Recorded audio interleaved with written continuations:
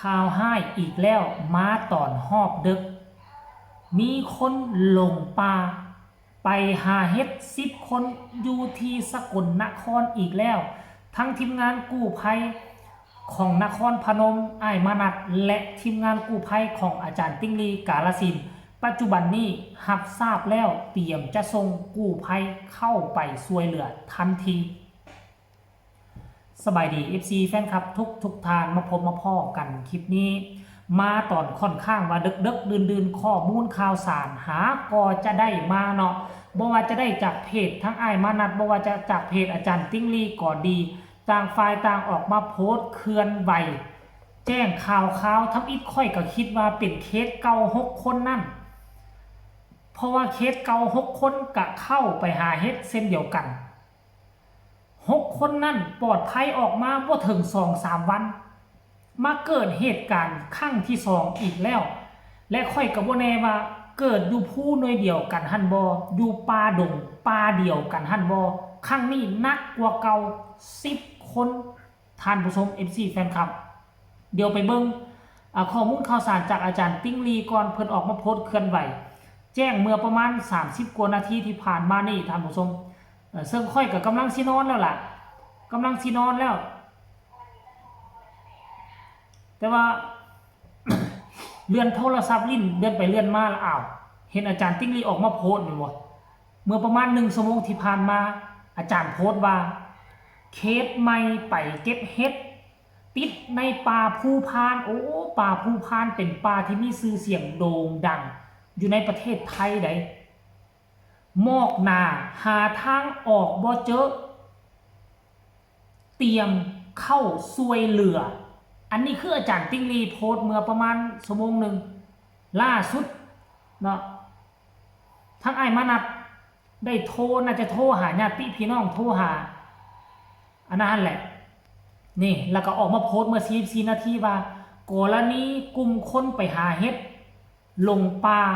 อันนี้คนละลงว่ะทุกคนลงป่าสกลนครน่าจะเป็นป่าเดียวนั่นแหละทั้งอ้ายมานัดได้ประสานงานหา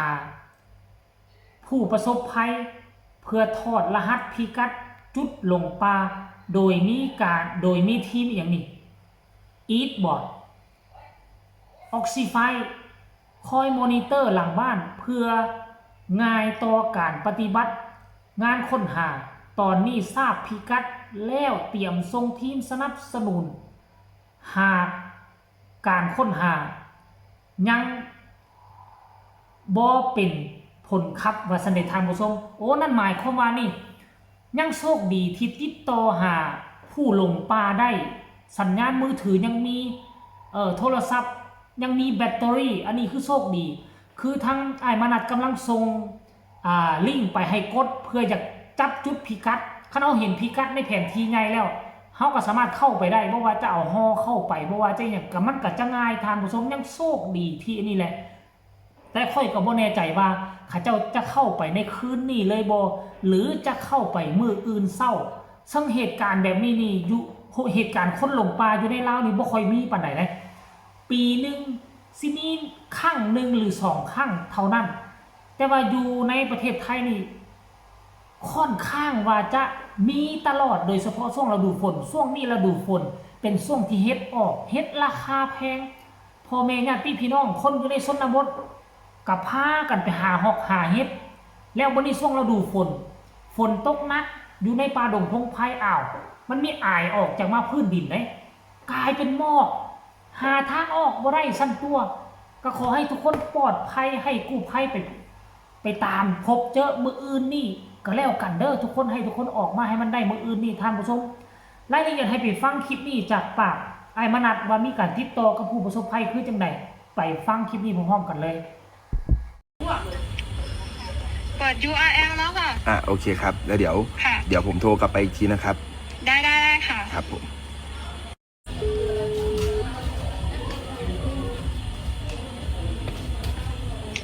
ฮัลโหลค่ะฮัลโหลครับอันนี้ใช่คนหลงป่าสกลนครไหมครับใช่ค่ะพอดีผมส่ง SMS ไปครับช่วยกดลิงก์ให้ผมหน่อยผมจะเปิดเส้นทางเดินเทรลออกมาให้ครับอ๋อได้ค่ะมี SMS ไปอยู่ใช่ไหมครับมีอะไรนะคะ เป็นเอเดนเบสเป็นข้อความอะครับ เข้าไปมันจะมีลิงก์ให้กดให้หน่อย เดี๋ยว นะค สั รับ กครู่นะคะ ขอดูแป๊บนึงค่ะ ได้ครับได้ครับโอเคครับ ผมเพิ่งส่งไปเมื่อกี้ครับ ที่บอกว่า emergency TS ใช่ครับใช่ครับ กดลิงก์ให้ผมทีครับ ไม่อร่อยเลยกลินเหมือนอ้วกเลย เปิด URL แล้วค่ะ โอเคครับ แล้วเดี๋ยว ค่ะ เดี๋ยวผมโทรกลับไปอีกทีนะครับ ได้ค่ะ ครับผม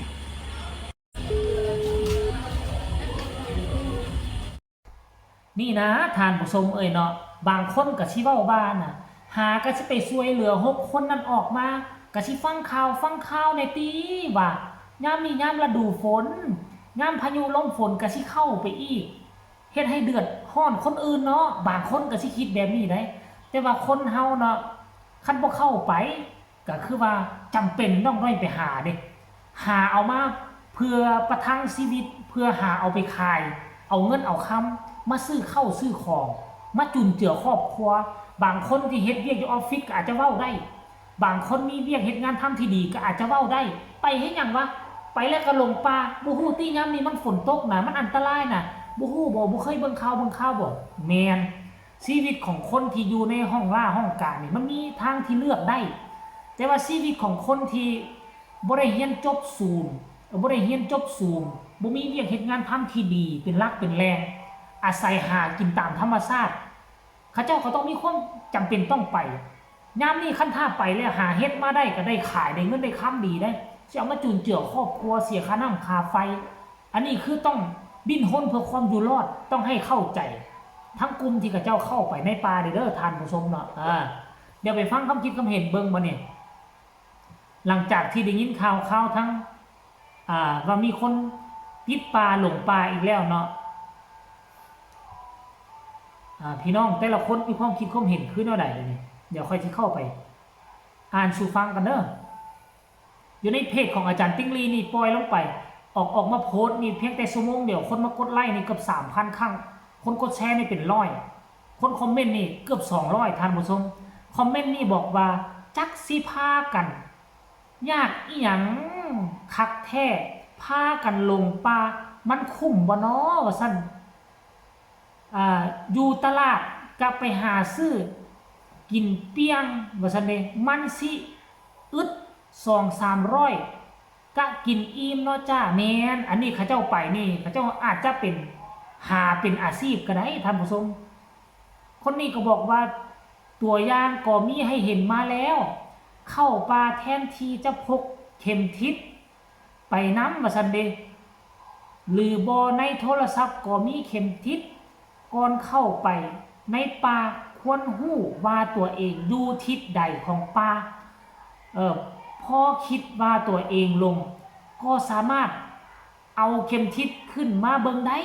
โอ้คนเฮามันก็เบิ่งบ่ได้เด้บางคนก็เบิ่งเข็มทิศบ่เป็นซั่นได้ท่านผู้ชมคอมเมนต์นี่ก็บอกว่าควรอบรมชาวบ้านแจกเข็มทิศสอนการใช้หรือบันทึกตำแหน่งที่ตั้งหมู่บ้านลงในมือถือว่าซั่นเด้ตัวให้อาจารย์เข้าป่าหาเฮ็ดอีกแล้วว่าซั่นท่านผู้ชมเนาะอันนี้คือคำคิดคำเห็นของบรรดาพี่น้องที่ได้เห็นข่าวว่าคนหลงป่าอีกแล้วอยู่สกลนครอีกแล้ว6คนกับสกลนครนั่นบ่10คนนี่กับสกลนครขอให้ทุกคนปลอดภัยกันแล้วกันมืออื่นนี่ขอให้กู้ภัยเข้าไปเจอเด้อเพราะว่าฮู้พิกัดเรียบร้อยแล้วคงจะบ่ยาก